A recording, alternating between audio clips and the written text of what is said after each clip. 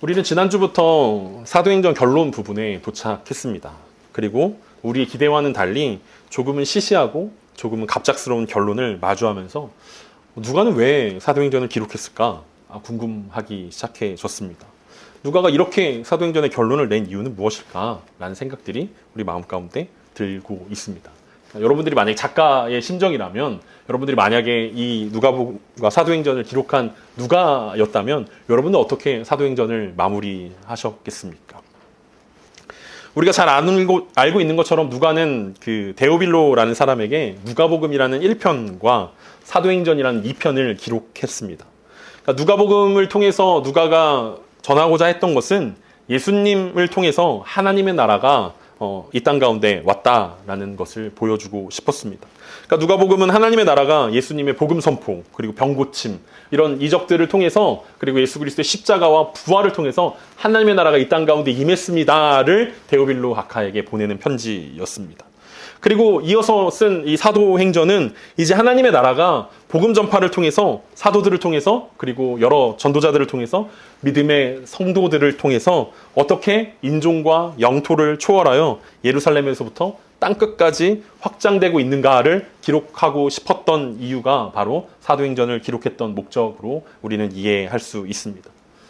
그래서 누가복음을 언제 기록했냐라는 이슈가 우리 가운데 있는데 여전히 학자들마다 의견이 다릅니다. 왜냐하면 이런 그 갑작스러운 결말들을 맞이하면서 어쩌면 누가가 바울이 이 로마 감옥에 갇히자마자 이 사도행전을 기록하면서 사도행전을 마무리했기 때문에, 바울이 갇혀있는 상태에서 마무리했기 때문에 그 뒤에 이야기가 기록되지 않은 것이다. 왜냐하면 우리가 앞에서 봤던 것처럼 누가가 항해일지를 쓸 때만 해도 엄청 꼼꼼하게 어디를 들리고 어떤 바람을 만나고 어떻게 항해를 했다라는 것들을 꼼꼼하게 기록했기 때문에 아마 바울의 뒷이야기를 알고 있었으면 분명히 기록했을 텐데 기록하지 않은 이유는 아마 그 바울의 감옥의 수감과 함께 기록했기 때문 아닐까라고 생각하는 학자들도 있습니다. 또 다른 어떤 학자들은 20년이 지난 후에 기록했다라고 주장하기도 합니다. 그러니까 바울이 AD 60년에 감옥에 갇혔는데 한 80년쯤 기록되지 않았을까? 만약에 그때 기록했다면 누가는 예루살렘이 완전히 멸망했던 장면들을 보았을 것입니다. 그리고 그리스도인들에 대한 박해가 한창 진행 중인 상황 가운데 사도행전을 기록했을 것입니다. 중요한 것은 언제 기록했냐가 아니라 사도행전을 통해서 교회는 250년이라는 그 시간들을 견뎌냈다는 것입니다. 여러분, 우리가 이 짧은 인생을 살아가면서 250년이라는 시간들은 굉장히 우리 가운데 길고 어려운 시간입니다. 왜냐하면 우리가 태어나서 죽을 때까지 살아도 250년을 못 살기 때문에 그렇습니다. 그러니까 태어났던 아기가 평생 동안 박해를 받고 죽을 때까지 박해를 받다가 죽었음에도 불구하고 여전히 박해가 진행되고 여전히 핍박이 진행되는 사실들 가운데 사도행전이 진행되고 있었다라는 거죠. 그 250년이라를 견딜 수 있는 그 힘이 바로 사도행전에서 누가가 보여주고 싶었던 이야기였다라고 우리는 생각할 수 있습니다. 그때 이르러서야 비로소 기독교는 로마의 공인을 받게 되어지고 결국에 성도들이 승리하는 모습들을 보게 되는 것입니다.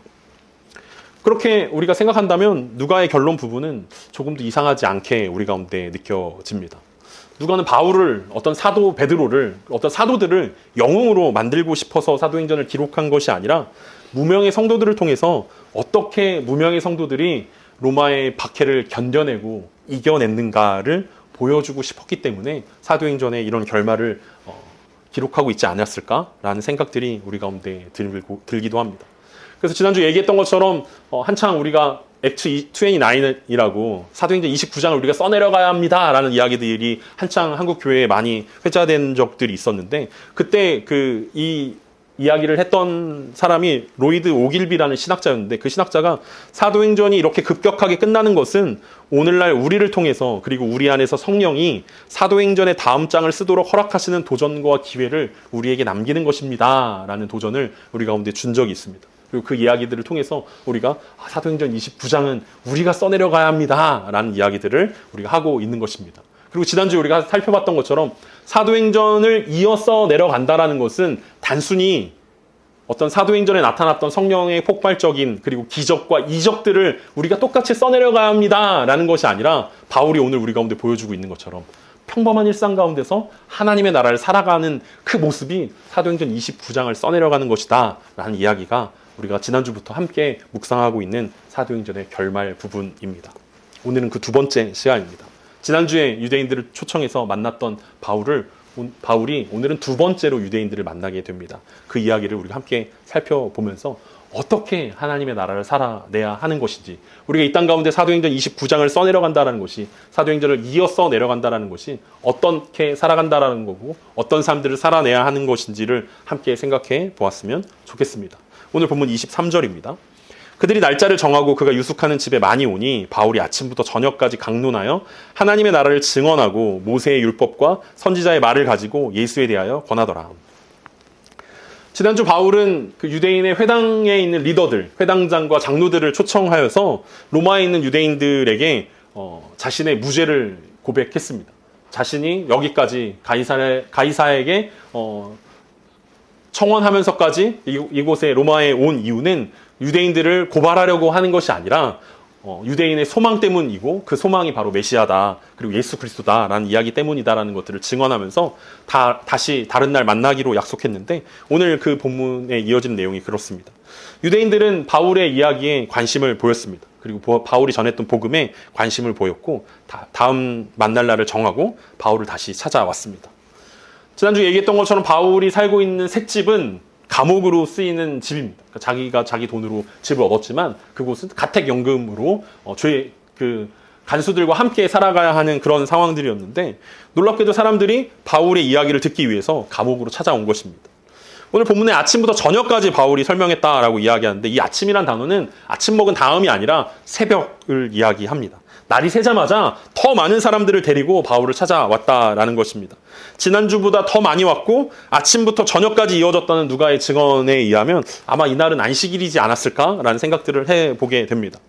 그러니까 사도행전에 이르러서 우리는 바울이 갑작스럽고 조용하게, 그리고 하던 대로 엔딩을 맞이하게 되는 모습들을 우리가 보면서 그 어떤 마무리보다 이게 훨씬 더 강력하다라는 생각들이 들게 되는 이유가 바로 오늘 우리가 읽었던 23절의 내용입니다. 바울이 찾아온 사람들에게 뭘 했습니까? 바울이 자기를 보려고 감옥에 찾아온 이 사람들, 유대인 리더들에게, 그리고 친구들에게 바울은 식사를 대접하지 않았습니다. 노래를 불러줬겠습니까? 제가 특송을 준비했습니다. 제가 춤을 보여드리겠습니다. 사도 바울이 이런 이야기를 했겠습니까? 바울이 오늘 뭘 했습니까? 바울은 아침부터 저녁까지 전도했다라고 이야기합니다. 바울은 끈질기게 아침부터 저녁까지 복음을 전했는데, 그 복음을 전하는 그 세 가지 방법들을 우리 가운데 보여줍니다. 바울은 세 가지 동사를 통해서 자기가 어떻게 전도했는지를 누가를 통해서 기록하고 있는데, 첫 번째는 강론했다는 거고, 두 번째는 증언했다라는 거, 세 번째는 권했다라는 것입니다. 첫 번째, 바울은 강론했다라고 설명합니다. 무엇을 강론했냐면 하나님의 나라와 예수 그리스도에 대한 강론이었는데, 강론했다라는 것은 차근차근 설명했다라는 것입니다. 차근차근 풀어놓는 것을 우리는 강론했다라고 이야기합니다. 정리하여서 제시했다라는 뜻이 바로 강론했다라고 이야기합니다. 바울은 하나님의 나라를 오해하고 있는 유대인들에게 차근차근 하나님의 나라를 설명했습니다. 우리가 잘 알고 있는 것처럼 1세기에 바울과 함께 이 시대를 살았던 유대인들에게 핵심은 하나님의 나라가 그 땅 가운데 임한다라는 거고, 하나님의 나라가 오게 되면 로마로부터 자신들을 구원해주고 새로운 이스라엘을 독립시켜주고 다윗의 나라가 재건될 거라는 그 믿음이 그들이 알고 있는 하나님의 나라였습니다. 그래서 바울은 그거에 대해서 차근차근 설명합니다. 그것은 여러분들의 오해입니다. 우리가 꿈꾸는 하나님의 나라는 눈에 보이는 것이 아닙니다. 로마로부터 우리를 구원해주는 나라가 하나님의 나라가 아닙니다. 어떤 사람이 등장하고 어떤 주인공이 등장해서 우리를 완전히 구원해주고 우리를 눈에 보이는 그런 구원 가운데 이끄는 것이 하나님의 나라가 아닙니다. 라고 하나님의 나라에 대한 오해를 하나하나 설명을 통해서 해결해 준 것입니다. 그때는 그런 하나님의 나라에 대한 오해가 있었다면 오늘날의 하나님의 나라는 어떤 오해가 있습니까? 오늘날 우리가 하나님의 나라를 이야기하면 우리는 하나님의 나라를 죽은 이후에 가는 그런 나라로 생각합니다. 그래서 이 땅 가운데는 하나도 영향력이 없고 이 땅에서는 아무런 능력이 없는데 죽으면 그때 가는 게 하나님의 나라라는 오해가 오늘날 우리 가운데 생겨난 것 같습니다. 그래서 우리 가운데 필요한 게 뭐냐면 차근차근 설명해 주는 것입니다. 죽음 이후에 가는 게 하나님의 나라가 아니라는 사실들을 이야기합니다. 그래서 세상 사람들은 그게 그렇게 중요하고 그렇게 질문을 많이 하는 것입니다. 그럼 이순신 아저씨는 어떻게 된 거냐? 세종대왕은 어떻게 된 거냐? 하나님 믿지 않고 돌아가신 우리 조상님들은 어떻게 된 거냐에 대한 관심이 왜 거기에 있냐면 죽음 이후에 가는 나라라고 생각하는 하나님의 나라에 대한 오해 때문에 과연 죽은 다음에 어떻게 되냐? 죽은 다음에 갔냐 안 갔냐라는 사실들을 이야기한다라는 거죠. 만약 바울이 오늘날 이 시대를 살아간다면 하나님의 나라에 대한 그 오해들을 풀어주었을 것입니다. 죽은 다음에 가는 것이 하나님의 나라가 아닙니다. 이 땅 가운데서 누리는 것이 눈에 보이진 않지만 이 땅에서 하나님의 통치를 받는 것이 하나님의 나라입니다. 예수님께서 계속해서 나를 따르라고 이야기했던 이유가, 십자가를 지고 나를 따르라고 이야기했던 이유가 하나님의 나라가 그런 나라였기 때문에 그렇습니다. 예수님처럼 십자가를 지고 하나님을 따르는 것, 그게 하나님의 나라입니다. 그것을 보여주고 싶었던 것이 바울이었고, 바울은 차근차근 그것들을 설명합니다. 두 번째로 바울은 증언했습니다. 바울은 예수 그리스도를 다메섹 도상에서 만난 이후로 자신이 증인이다라고 자신을 칭했습니다. 내가 증인입니다. 그리고 우리가 계속 살펴봤던 것처럼 증인이라는 말은 순교자의 말의 어원이 된다라고 이야기했습니다. 자신이 보고 듣고 만난 예수 그리스도를 목숨을 걸고서 증언하는 것입니다. 목에 칼이 들어와도 거짓 증언하지 않겠다라는 것입니다. 내가 만났고 내가 경험했고 내가 속한 그 예수 그리스도를 증언하는 것이 바울이 오늘 아침부터 저녁 늦게까지 했던 일들 중에 하나였습니다. 그게 바울이 했던 전도라는 거죠. 내가 만났습니다.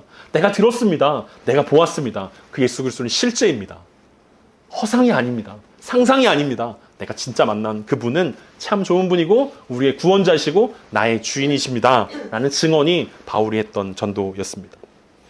마지막 세 번째로 바울은 권했습니다. 하나님의 나라에 대한 설명들을 하면서 바울은 유대인들에게 설득했습니다. 바울은 강요한 것이 아닙니다. 협박했던 것도 아닙니다. 설득했습니다. 설득이라는 것은 상대방의 이성을 존중하는 것이고 인격적으로 대우하는 것입니다. 동시에 성령의 역사를 통해 그들의 마음이 열려야만 이것이 가능하다는 것들을 인정하는 일들입니다. 오늘날 예전 시대 때 많이 전도했던 그 방법대로 전도하시는 분들이 조금 있긴 있습니다. 이렇게 큰 명동이나 이런 데 가면 예수천당, 불신지옥 이렇게 막 외치시는 분들이 있는데 사실 그것은 설득은 아닐 것입니다. 인격으로 다가오는 것은 아니고 외치는 소리라고 이야기할 것입니다. 세례 요한이 했던 것처럼 그냥 외치는 것입니다. 반응을 하든 안 하든 외치기만 하면 된다라는 생각들을 하는데 오늘날 우리가 하나님의 나라를 살아가는 방식은 설득하는 것입니다. 권하는 것입니다. 하나님의 나라가 이런 것입니다. 그리고 내가 누리고 내가 살아가는 그 하나님의 나라가 이렇게 좋습니다라는 것을 통해서 권하는 것입니다. 설득하는 것입니다. 그들의 인격에 호소하는 것입니다. 단순히 주입하거나 지옥 갈래? 너 이렇게 하나님 안 믿고 너 평생 영원히 지옥의 형벌을 당할래? 라고 협박하는 것도 아닙니다. 하나님은 한 번도 우리를 협박하신 적이 없습니다. 왜냐하면 우리 인격으로 다가오셨기 때문에 그렇습니다. 근데 중요한 것은 무엇입니까? 성령이 역사하셔야만 그들이 설득당할 수 있다는 것들을 우리가 마음속으로 인정해야만 한다는 것입니다. 그래서 바울은 세 가지 방법으로 전도했습니다. 설명하고 증언하고 설득했습니다. 결국 우리들 가운데 똑같이 우리가 하나님의 나라를 살아간다라고 이야기한다면 우리도 바울처럼 살아내야 한다는 것입니다. 사실 바울은 말로 했습니다. 말로 설명하고 말로 증언하고 말로 설득했습니다. 왜냐하면 바울을 찾아왔기 때문에 그렇습니다. 바울이 있는 곳으로 사람들이 찾아왔기 때문에 관심을 가지고 들으려고 했기 때문에 그것이 가능했습니다. 하지만 오늘을 살아가는 우리들 가운데는 이 말로 하는 게 어렵습니다. 그래서 우리는 더 이상 말로 전도하지 않습니다. 그래서 우리가 전도해야 합니다라고 이야기하면 삶으로 보여주겠습니다 라고 이야기합니다. 근데 삶으로 보여준다는 게 무엇입니까? 바로 이 세 가지를 한다는 거예요. 삶으로 우리는 하나님의 나라를 설명할 수 있어야 하고, 삶으로 우리는 하나님의 나라를 증언할 수 있어야 하고, 삶으로 우리는 하나님의 나라의 가치가 훨씬 더 좋다라는 것을 설득할 수 있어야 한다는 거죠. 그게 진짜 삶으로 하나님의 나라를 살아내는 모습이고, 하나님의 나라를 삶으로 전도한다라는 모습일 것입니다. 그러니까 우리는 이쪽 저쪽도 아닌 거죠. 말로 하지도 않고, 삶으로 하지도 않고, 그냥 나만 잘하겠습니다라는 어떤 새로운 제3의 길을 우리가 선택해서 살아가고 있지만, 오늘 바울이 우리 가운데 보여주는 것은 그 삶으로 설명하고, 증언하고 설득하는 방법이었다라는 것을 생각해 볼 수 있습니다. 그렇다면 바울이 전도했던 그 내용은 무엇이었습니까? 바울이 전한 복음의 핵심은 바로 두 가지였습니다. 우리가 읽은 23절에서 바울은 두 가지를 이야기하는데, 하나는 하나님의 나라를 증언했다라는 것이고, 두 번째는 모세의 율법과 선지자의 말을 가지고 예수에 대해서 권했다라는 이야기입니다. 결국 복음의 핵심은 하나님의 나라와 예수 그리스도, 바로 이 두 가지입니다. 모세의 율법과 선지자의 말에 기록된 하나님의 나라와 예수 그리스도를 풀어서 설명했던 것입니다. 바울은 유대인들에게 예수 그리스도를 믿으면 복을 받는다라고 이야기하지 않았습니다. 예수 그리스도를 믿으면 여러분들이 영원히 살 수 있습니다라고 이야기하지도 않았습니다. 예수 그리스도를 믿으면 모든 병이 치유됩니다. 모든 환난에서 어려움을 이겨낼 수 있습니다. 지금 로마에서 하층민으로 살아가고 있는 유대인들에게, 거의 다 노예 아니면은 뭐 최하 계급 아니었겠습니까? 로마 시대를 살아가는 유대인들에게, 그들에게 야, 예수님을 믿으면 여러분들의 신분이 급상승할 수 있습니다. 여러분도 원로원에 들어갈 수 있고, 여러분들도 근위대장이 될 수 있고, 여러분들도 성공할 수 있습니다. 이런 것으로 하나님의 나라를 설명하지 않았습니다. 바울이 설명한 하나님의 나라, 그리고 바울이 설명한 예수 그리스도는 하나님이 왕 되시는, 그리고 하나님이 주인 되시는 그 나라라고 설명했습니다. 황제가 아니라 하나님이 주인 되신 나라를 살아가는 것입니다. 그리고 그 왕권이 예수 그리스도 안에서 성취되었다라는 이야기입니다. 바로 그 이야기가 무엇이냐면 결국은 우리가 하나님의 나라를 살고 예수 그리스도를 믿는다라는 것은 예수 그리스도가 우리의 주인이고 왕이라는 사실들을 고백하는 바로 그곳이 하나님의 나라입니다. 라고 바로 이 두 가지를 설명했습니다. 그리고 그 바울의 두 가지는 모든 성경을 통해서 우리 가운데 동일하게 증거되고 있습니다. 성경의 주제가 무엇입니까? 라고 이야기한다면 우리는 딱 이걸 얘기해야 합니다. 하나님의 나라와 예수 그리스도입니다. 어떤 성경을 펼치든지 창세기부터 요한계시록까지 어떤 성경을 펼치든지 우리는 그 주제가 딱 하나라는 사실들을 이해해야 할 것입니다. 하나님의 나라, 예수 그리스도 통해서 이 땅 가운데 오셨던 그 하나님의 나라, 그리고 우리를 통해서 확장되어지고 있는 그 하나님의 나라, 그게 예수 그리스도가 우리의 삶의 주인이라는 뜻이고 예수 그리스도의 통치를 받는다라는 뜻입니다. 그 바울의 전도의 근거는 무엇이었습니까? 바울은 유대인들에게 나사렛 당이라고 불리는 기독교가 새로운 종교가 아니라 이스라엘의 소망의 근거인 구약 성경을 통해서 예수 그리스도를 설득하고 권면했습니다. 그러니까 율법과 선지자라는 이야기는 구약 성경을 표현하는 방법입니다. 모세의 율법과 선지자의 글, 이게 구약 성경. 바울 당시에는 신약 성경이 없었기 때문에 바울은 이 구약 성경을 통해서 예수 그리스도와 하나님의 나라를 잘 설명했습니다. 바울은 로마의 유대인 지도자들에게 성경이 말하던 메시아가 예수 그리스도라고 증언했고, 내가 본 내 생각, 내 느낌이 아니라 성경이 무엇을 이야기하고 있는지를 설명해 주었습니다. 바울은 하루 종일 성경을 펴서 본문과 이 유대인들을 연결해 주려고 노력했고, 그 안에 기록되어져 있는, 예언되어져 있는 예수 그리스도를 보여주려고 설명하였습니다. 그래서 오늘을 우리가 하나님의 나라를 살아간다라고 이야기한다면 우리가 끊임없이 말씀을 보고 말씀을 우리 마음 가운데 심어야 되는 이유가 바로 그렇습니다. 우리가 전도의 근거가 되어지는 게 내 생각이 아니라, 내가 본 예수가 아니라, 내가 꿈의 환상 가운데 예수님을 만났습니다. 어떤 뭐 이런 것들을 봤습니다. 어떤 예언이 들렸습니다. 이게 아니라 성경이 우리 가운데 말하고 있는 예수 그리스도가 누구인가를 설명해 줄 수 있어야 제대로 진리로 이끌 수 있기 때문에 그렇습니다. 그런데 놀라운 결과가 나타납니다. 오늘 본문 24절과 25절입니다. 그 말을 믿는 사람도 있고 믿지 아니하는 사람도 있어 서로 맞지 아니하여 흩어질 때 바울이 한 말로 이르되 성령이 선지자 이사야를 통하여 너희 조상들에게 말씀하신 것이 옳도다. 놀랍게도, 바울 입장에서 놀랍지 않게도 그곳에 모인 유대인들은 믿는 사람도 있고 믿지 않는 사람도 있었습니다. 우리 생각에는 바울이 진짜 천신만고 끝에 로마에 도착하지 않았습니까? 우리는 그 과정들을 너무 잘 살펴보지 않았습니까? 풍랑도 만나고 독사도 만나고 여러 가지 어려움들을 겪으면서 이 로마까지 갔으면, 로마에서 그 사도행전 초반부에 나왔던 베드로가 설교했을 때 3,000명, 5,000명이 회심했던 것처럼 로마에서 바울이 이렇게 딱 설교를 하면은 수많은 사람들이 구름대처럼 몰려들고 막 회심해야 되는데 믿는 사람 몇 명 모이지도 않았는데 믿는 사람도 있고 믿지 않는 사람도 있었다라고 갈라지고 있습니다. 바울의 감옥집에 모인 사람들 안에서 의견이 나뉘어졌다라고 기록하고 있습니다. 믿는 사람도 있고 믿지 않는 사람도 있었습니다. 급기야 그들끼리 논쟁하기 시작했고 싸우기 시작했습니다. 사도행전 전체를 통해서 복음이 선포될 때 바울이 언제나 환영받았던 것이 아니라는 사실들을 우리는 잘 알고 있습니다. 우리 기억 속에는 그런 성공적인 일들만 기억에 남겨져 있죠. 바울이 성공했던 이야기들. 바울이 살아나고 막 죽을 뻔하다가 고침을 받고 감옥에서 풀려나고 바울이 기도하니까 병이 고쳐지고 막 죽은 사람이 살아나고 이런 것들에 우리 기억 속에 뇌리에 박혀있기 때문에 우리는 그런 것만 기억하고 있지만 사실은 우리가 곳곳에서 살펴보았던 것은 복음의 결과 핍박받고 박해받고 환난받고 거절당했다는 것입니다. 바울은 끊임없이 감옥에 갇혔고 사람들에게 돌에 맞을 뻔했고 찢길 뻔했고 어려움을 겪었던 것이 바울이 경험했던 전도의 결과들이었습니다. 복음이 선포된다는 것은 사람들에게 결단을 요구하는 일들일 것입니다. 믿음이라고 이야기하는 것은 단순히 지적인 동의를 의미하는 것이 아니기 때문에 그렇습니다. 하나님이 살아계십니다. 하나님이 이 땅을 창조하셨습니다. 하나님이 우리의 창조주시고 전능자시고 절대자십니다. 믿습니까? 네, 믿습니다. 그런다고 해결되는 문제가 아니기 때문에 그렇습니다. 앞에서 얘기했던 것처럼 믿음이라는 것은 자기 삶의 주권을 예수님께 넘길 것인가? 믿지 않음으로 여전히 내가 왕으로 남아있을 것인가? 그 고집과 믿음 사이의 결단이기 때문에 사실은 언제나 믿는 사람과 믿지 않는 사람으로 나뉘어질 수밖에 없다는 것입니다. 왜냐하면 결국 왕은 한 명일 수밖에 없다는 거죠. 예수 그리스도가 내 삶의 왕일 것이냐 아니면 내가 여전히 왕으로 남을 것이냐, 이 사이에서 사람들은 믿을 것인가 믿지 않을 것인가를 결단해야만 한다라는 것입니다. 그들은 길게 토의했습니다. 그리고 논쟁도 해보았습니다. 근데 결론을 내릴 수가 없습니다. 왜냐하면 누가 왕이냐라는 것을 결정해야 하는 문제이기 때문에 쉽게 결론이 날 수도 없고, 나는 내가 왕이라고 생각하는데 너는 왜 아니라고 생각하냐 라는 이 논쟁은 끝이 없는 평행선과 같은 일들이기 때문에 그렇습니다. 그래서 결국 각자의 갈 길을 가기로 했습니다.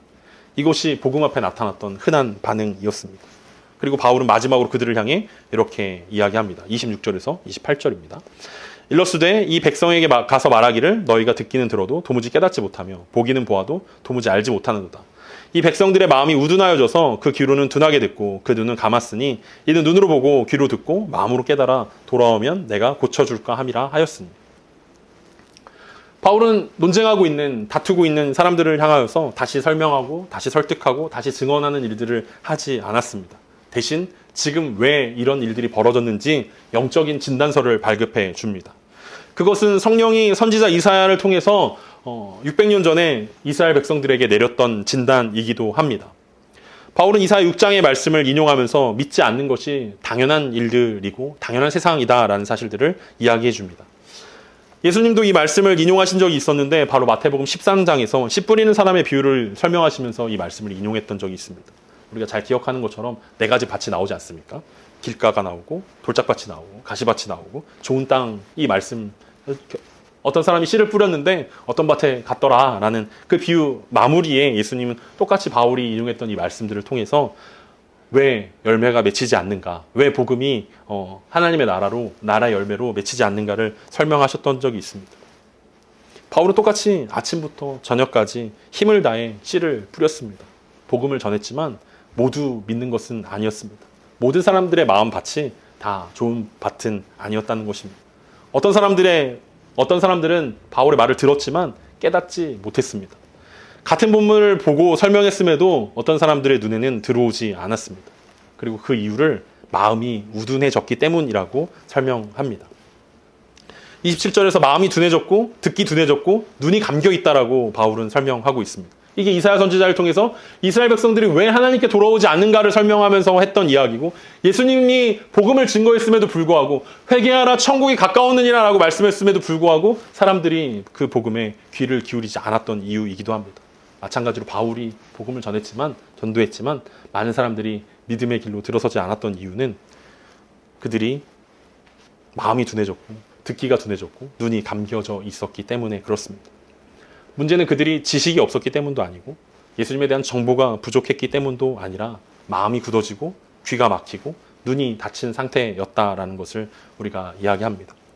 하나님은 돌이키기만 하면 고치시겠다라고, 하나님은 돌이키기만 하면 안아주시겠다라고 약속하셨지만 그 돌이킴을 맞는 것이 바로 마음의 완악이고 마음의 굳어짐이라고 설명하고 있습니다. 우리가 잘 알고 암송하는 요한복음 1장 12절과 13절에 예수님 요한을 통해서 이렇게 말씀하셨습니다. 영접하는 자, 곧 그 이름을 믿는 자들에게는 하나님의 자녀가 되는 권세를 주셨으니 이는 혈통으로나 육정으로나 사람의 뜻으로 나지 아니하고 오직 하나님께로부터 난 자들입니다. 유대인이라고 자동적으로 하나님의 자녀가 되는 것은 아니었습니다. 대제사장이라고 자연스럽게 하나님의 자녀가 되는 것도 아니었습니다. 회당장이라고 해서 성경을 몇십 번 읽었다고 해서 성경을 연구했다고 해서 그들의 마음이 돌이키는 것은 아니었습니다. 사람의 뜻으로 되는 것이 아니었기 때문에 그렇습니다. 혈통으로 되는 것도 아니었기 때문에 그렇습니다. 사람의 욕심으로 되는 것도 아니었습니다. 결국 영접한다라는 것은, 하나님을 믿는다라는 것은 하나님으로부터 난 자가 된다라는 뜻이었고, 그것이 우리가 고백하는 은혜일 것입니다. 하나님의 자녀가 된다는 것은 특별한 믿음이 필요하다는 것을 의미합니다. 그리고 그 믿음은 오직 하나님의 은혜로만 가능하다는 사실을 바울은 알고 있었기 때문에 바울은 전도하면서 낙심하지 않을 수 있었습니다. 자기가 복음을 뿌렸지만 지금이 열매가 맺힐 시간이 아닐 수 있다는 사실들을 인정했기 때문에 그렇습니다. 우리가 함께 말씀을 공부하고 설교 시간을 통해서 우리 함께 묵상해 가면서 이 말씀이 언제 우리 가운데 열매가 맺힐까? 예수님은 분명히 겨자씨가 작아서 눈에 보이지 않지만 맺히면 30배, 60배, 100배 열매를 맺는다고 그랬는데 하나님 언제 맺힙니까? 라는 것들을 씨름하고 고민할 때가 많이 있습니다. 난 너무 능력이 없나 보다. 나는 너무 은사가 없나 보다. 나는 부르심이 아닌가 보다. 라는 생각을 할 때 하나님께서 분명하게 네가 하는 게 아니야. 라는 말씀을 하시는 것입니다. 네가 해서 잘 된 경우 때문에 독이 되는 수도 있고 내가 해서 잘 되지 않았기 때문에 좌절하는 경우도 독이 될 수 있다는 사실들을 이야기합니다. 누가 하느냐, 사람이 하는 게 아니라 하나님이 하시는 일들이고 하나님의 그 마음들을, 그 완악함들을, 그 굳어진 마음들을 녹여주지 않으면 불가능하다라는 이야기들을 하게 되는 것입니다. 그래서 바울이 만났던 사람들, 아침부터 저녁 늦게까지 바울이 복음을 설명했지만 믿는 사람도 있고 믿지 않는 사람도 있었습니다. 하나님의 선택과 하나님의 은혜 가운데 마음이 녹아내린 사람들은 하나님을 믿을 수 있었고 예수 그리스도를 주인이라 고백할 수 있었고, 그렇지 않은 사람들은 그 복음에서 제외당하게 되었습니다. 그래서 바울은 28절에서 이렇게 마무리합니다. 그런즉 하나님의 이 구원이 이방인에게로 보내어진 줄 알라. 그들은 그것을 들으려나 하더라. 하나님의 구원은 단순히 좋은 소식이 아니라 하나님이 실제로 사람을 건져내시는 능력이라고 바울은 고백합니다. 바울이 보내어졌다라는 표현은 바울이 우연히 이방인들에게 가는 것이 아니라 하나님께서 선교로 보냈다라는 뜻이기도 합니다. 그리고 이방인들은 듣게 될 것입니다. 이방인들이 유대인들보다 본질적으로 선하기 때문에 그들이 들을 것이 아니라 하나님이 거절당한 자리에서 복음의 길을 막히지 않게 열어주시겠다라는 뜻이기도 합니다. 이방인들이 유대인들보다 더 나은 사람들이기 때문이 아니라 복음이 모든 사람들을 위한 것임을 보여주기 위해서 하나님은 이방인들에게 길을 열어주시겠다라고, 그들이 듣게 될 것이다라고, 하나님 바로 그것 때문에 바울을 이 땅 가운데 보내신 것이다라고 바울을 부르신 목적들을 이야기하고 있습니다. 그들은 사도행전을 보면서 사도 바울이 했던 모습들을 보면서 그들의 마음 가운데 위로와 도전이 되었을 것입니다. 모든 성도를 향한 부르심이 바로 그것이기 때문에 그렇습니다. 바울처럼 씨를 뿌리고 믿든지 안 믿든지 결정이 나면 또 다른 사람들에게 씨를 뿌리러 가야 되는 것이구나. 그것 가운데 열매를 맺냐 안 맺냐에 좌지우지하지 않고 어떻게 하면 더 많은 사람들에게 복음의 씨앗을 뿌릴 수 있을까. 그것이 사도행전의 누가가, 그리고 사도행전을 통해서 성령님께서 우리 가운데 하시는 모든 성도들을 향한 부르심이고 하나님의 약속이라는 사실들을 우리가 생각해 봐야 할 것입니다. 그래서 바울의 마지막 말과 함께 사도행전의 결론은 바로 우리들로부터 시작되는 것입니다. 오늘 누가가 기록한 이 마지막 말, 유대인이 아니라 이방인들에게 보내진 줄 알라, 그들이 들으리라 라는 이것이 사도행전 마무리 마지막에 바울의 말입니다. 그리고 사도행전의 결론은 바로 여기서부터 시작하는 것입니다. 바울은 로마 교회에 편지를 보내면서 로마서 1장 16절에서 바울은 분명하게 이렇게 고백합니다. 내가 복음을 부끄러워하지 아니하노니 이 복음은 모든 믿는 자에게 구원을 주시는 하나님의 능력이 됨이라. 먼저는 유대인에게요, 그리고 헬라인에게로다. 바울은 분명하게 유대인에게 먼저 우선권이 있었다라는 사실들을 인식해 줍니다. 그리고 그 기회가 이제 사라졌다라는 이야기들을 하면서 이제 헬라인에게 차례가 왔다라고 고백합니다. 완전 유대인들이 끊어졌고 완전 유대인에게는 이제 기회가 없어진 것이 아니라 우선권이 있었는데 그 우선권이 사라졌다라는 것입니다. 그리고 이제 만나는 모든 사람들에게 바울은 계속해서 하나님의 나라의 전도를, 하나님의 나라의 복음을 전하게 될 것입니다. 오늘 말씀이 사도행전을 마무리하는 우리들의 삶 가운데 요구하는 것들이 바로 그것입니다. 때를 얻든지 못 얻든지 우리는 삶으로 복음을 증명해야 하는 숙명을 가지고 있는, 그 부르심을 가지고 받은 사람들일 것입니다. 그게 바울이 오늘 마무리하면서 아무것도 아닌 것 같이 맨날 하던 것처럼 그냥 유대인들에게, 집에 온 유대인들을 초청해서 말씀을 나눴던 거, 그것뿐이었습니다. 복음을 믿지 않는 사람들 때문에 좌절하거나 낙심하지도 않았고, 복음을 믿는 사람들 때문에 기뻐하고 행복해하고, 내가 그래, 역시 내가 사도지, 하나님이 나를 구원해 주셨지, 이렇게 으쓱대지도 않았습니다. 그것은 하나님의 성령께서 하시는 일들이기 때문에 그렇습니다. 우리가 세상을 살아가면서 우리는 거절당하는 것이 많이 두려울 때가 많이 있습니다. 가족들로부터 거절당할 때가 있고, 친한 친구들로부터 거절당할 때가 있고, 마치 그것이 복음의 거절인 것인 양 우리 마음을 답답하게 할 때가 참으로 많이 있습니다. 그럼에도 불구하고 하나님께서 우리 가운데 요구하시는 것은 바울이 전도했던 것처럼 우리가 설명하고 증언하고 설득하는 것을 통해서 하나님의 나라가 진짜 내 삶 가운데 임했다라는 것들을 보여주는 삶을 살아내라고 우리 가운데 말씀하고 있습니다. 그리고 그것이 사도행전을 이어 써가는 우리들 가운데 필요한 믿음일 것입니다. 결과가 어떠하든지, 우리 눈에 보이든지 보이지 않든지, 우리 눈에 풍성한 열매가 보이든지 보이지 않든지, 그것은 우리의 믿음과 상관없는 일들일 것입니다. 우리는 보이지 않는 그 하나님의 나라를 믿음으로 살아내는 것입니다.